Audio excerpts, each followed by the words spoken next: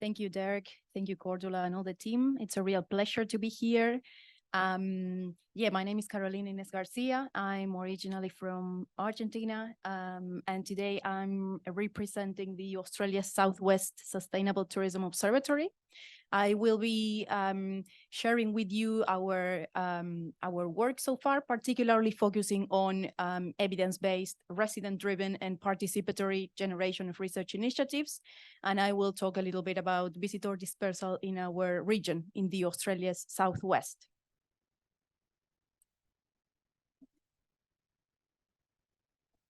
The Australia Southwest is one of the tourism regions in Western Australia. In Australia, you can see where it's specifically located there in the map. The region spans over 63,000 square kilometers. My European reference is that it's 2 times the size of Belgium. And it's home to 255,000 inhabitants. Its key industries are manufacturers, construction, mining, and increasingly tourism. And in tourism terms, we are home to 4 beautiful sub-regions outlined there: Bunbury Geograph, the Margaret River region, Southern Forests and Valleys, and the Great Southern. And you can see these 4 regions located here in this map of the Australia Southwest. And just to highlight some key tourism statistics from this tourism region, annually it receives, according to the latest figures, 3.2 million overnight visitors, 4 million day trip visitors. Those are really important. And the purposes are mostly holidays and visiting friends and relatives. And on average, overnight visitors spend between $70 and $125 per night. Tourism is quite important. As I mentioned, represents about 8% of the gross regional product in the region, generates 9,000 jobs, and the region has many tourism products, including its beaches, its wine and food, heritage sites, national parks, caves, forests, and many adventure activities. And in particular, the Australia Southwest Sustainable Tourism Observatory is structured around 2 key bodies: the Tourism Research Cluster, hosted by Curtin University. This institution leads the implementation of the observatory's operation, but it works closely with this working group of key tourism stakeholders in the region. And this working group includes different institutions, including the State Tourism Organization and the Regional Tourism Organization.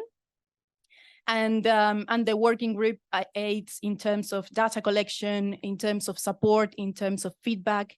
And there are a number of other partner organizations similar to what we have seen in other observatories around the world that support the work that we do.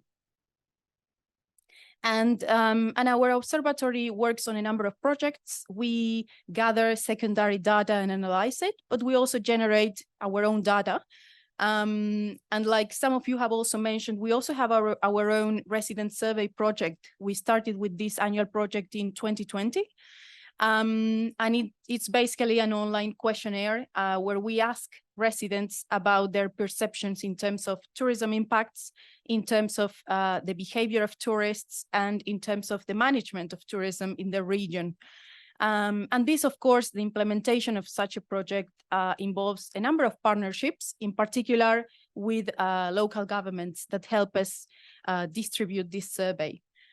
And we've had a number of interesting findings from this survey, and a consistent finding and insight since we started with the project is that residents are very positive regarding tourism. They agree that tourists are friendly, they are respectful, they adapt to the local environment. But on the other hand, we've witnessed an area of concern that is tourism concentration in hotspots. Even though we are in a region that, like the Observatory of Canada was mentioning, it's a vast region with a relatively small population, the concentration of tourists is still present, and it's a problem that residents agree on. So this survey has helped us to identify and provide data to support this finding and the identification of this problem.